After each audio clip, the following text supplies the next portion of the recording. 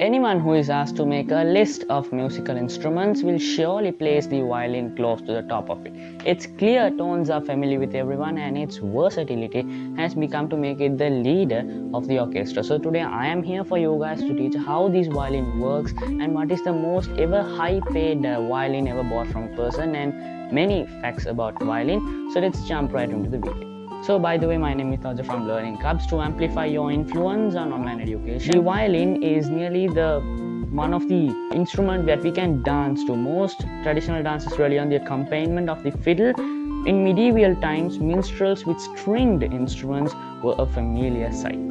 The highest ever paid violin was bought in November 1990 by a Stradivarius made in 1720 for £820,000 was the highest violin was ever bought. Until the late 18th century, the violin was held against the chest, not under the chin like nowadays.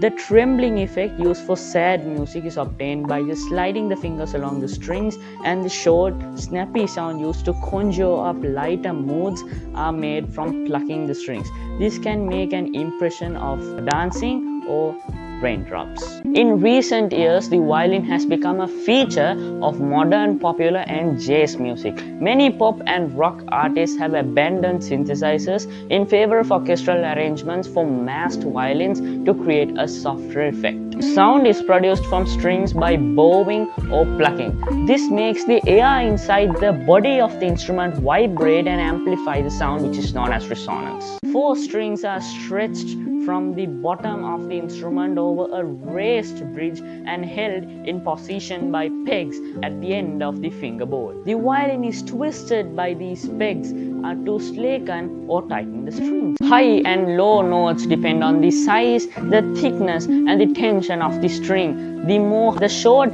the thin and more taut it is, it produces a much higher note. So guys, those are the facts from this video about the violin. Hope you got something. So subscribe to the channel if you haven't subscribed yet, and if you're so good in this content, give this video a thumbs up as well. So until we meet from another video, you guys take care, and I'll see you guys in the next video.